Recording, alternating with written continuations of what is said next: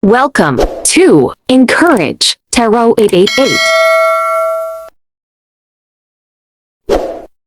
Welcome in this is your reading. Be open-minded, hindi halos lahat makaka-resonate. Piliin nyo na lamang and thank you nga po pala sa mga nag-subscribe at sa mga bumabalik. Start na tayo. Give me the message for Pisces, please. Give me the message for Pisces, please. Gusto nitong kumawala. Okay, meron ditong... wait lang. Give me the message for Pisces. Yan. May tatlo nang lumabas. Meron ditong authority, okay?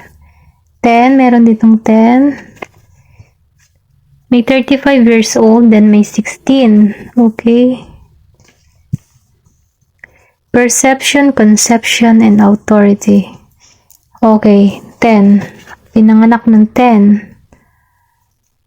The frequency of authority reminds us that true authority is powerful, directed, and then realized yet receptive, wise, and loving.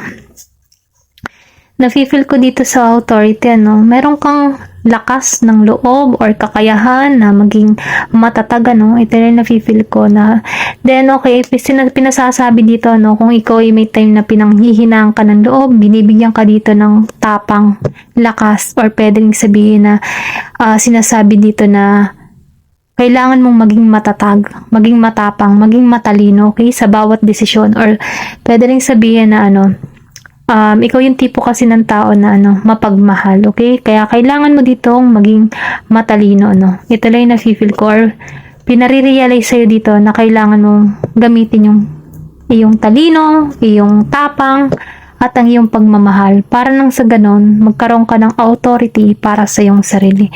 Piliin mo kung ano yung talagang pinakagusto mo. Ito na yung nakikita ko. Kailangan mo maging totoo para sa iyong sarili. Nang sa ganun lumabas yung tapang at lakas ng loob mo. Ito na yung mensahe. Meron ditong perception. Sinasabi dito sa perception, sinusuportahan ka dito ng source na kung sana, ikaw yung tipo ng tao na marami kang gustong curious, kumbaga curious ka sa mga bagay-bagay, marami kang gustong tinutuklas, marami kang inaalam, Ito lang na-feel ko, marami kang gustong malaman or marami kang yun parang nagiging natural na sa'yo yung marami kang inaalam. Gusto mo marami kang natututunan, nalalaman, mga ganun ba? Then na-feel ko din dito, na meron ditong parating na maganda, na or pwede rin sabihin, kung ikaw yung tipo ng tao na sa trabaho, masyado kang dibdiban pag nagtatrabaho, gusto mo talagang masinsinan sa iyong ginagawa, or kung ikaw naman isang tao, na nasa pagmamahal, gusto mo yung tipo ng tao na merong malalim na connection, or humahanap ka sa isang tao na merong malalim, na kung saan, dun ka lang nagtitiwala, okay? Yung tipo ba nagiging ka na lang dito na mapili sa isang tao, or kung ikaw man ay magmamahal muli, tinatanggalan mo yung mga yung mga hindi makakabuti para sa iyo. Masyado ka ditong nagiging choosy, okay? Ito lang yung nararamdaman ko. Masyado ka ditong choosy. Meron ditong 35 years old. I think kaya ka nagiging choosy dito dahil sa mga experience mo din, kaya ka nagiging maingat. Hindi naman sobrang choosy, nagiging ka lang maingat, ganun. Meron ditong conception, 15. Nafe-feel ko dito, na nagiging ka ditong, nagiging aware ka sa mga nangyayari na sa'yo, nagkakaroon ka din dito ng kaalaman, yung tipo na bubuksan na yung iyong, open ka sa mga bagay-bagay, ganun. Open ang iyong kaisipan, okay? Ito lang yung nafe-feel ko. Hindi ka na basta nagtitiwala, or pwede rin sabihin na mas nakatuon ka ngayon sa mga sa iyong goal, minamanifest mo, or meron ka ditong hinihiling or na gustong mangyari, ito lang yung nararamdaman ko. Then nafe-feel ko din dito, nagiging kang focus and awareness ka sa mga intensyon na iyong ginagawa, okay? Masyado kang alert, yan. focus. Yan. Tinan pa natin. Maybe dahil sa mga past experience mo, kaya ka nagiging wise dito, masyado kang curious or marami kang inaalam, ganyan.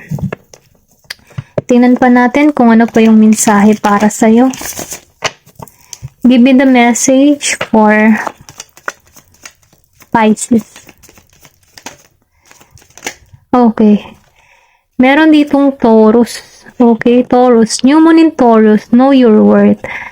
Ito yung mensahe para sa'yo. Yung sinabi ko kanina na meron kang past experience na hindi maganda. Kaya, inuutusan ka dito na pahalagahan mo yung sarili mo or alamin mo yung halaga mo bilang ikaw. Kasi, maybe meron ditong past person ka or meron kang experience na hindi mo naramdaman na mahalaga ka sa person mo. Okay? Ito lang yung nararamdaman ko. Kailangan mong alamin or pahalagahan yung sarili mo. Kailangan mong malaman na mahalaga ka bilang isang individual na tao. Meron ditong New Moon in Gemini. Think it through.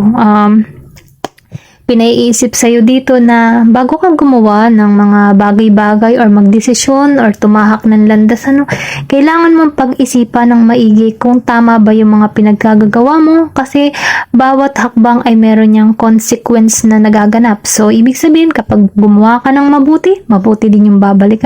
So, kapag gumawa ng masama, di masama din yung babalik. Kaya, pinaiisip dito bago ka gumawa ng isang hakbang, pag-isipan mo mabuti kung ano yung magiging resulta nito at feedback para sa'yo. Okay?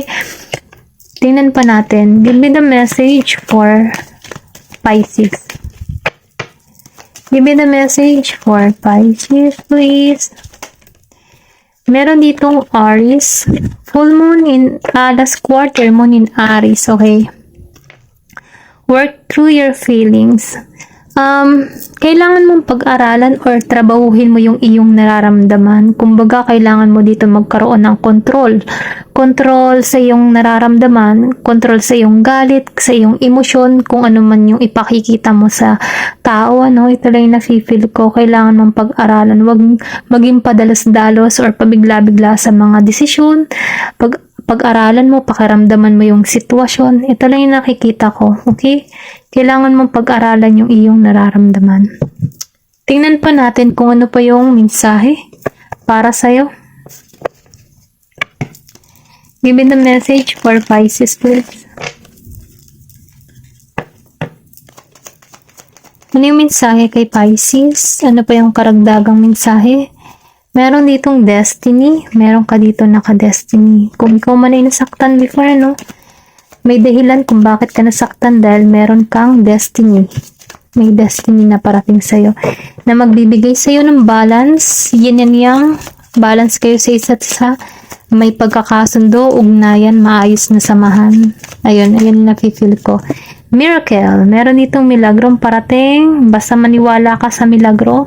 Kasi hindi mo akalain ang miracle ay parating sa'yo. Kasi yung tipo bang nawalan ka na ng pag-asa sa pag-ibig pero hindi mo akalain na ito pala yung naghihintay sa'yo, yung milagro. Okay? Ayan. May dumating lang. Okay? Give me the message. Yan, tumalsik to.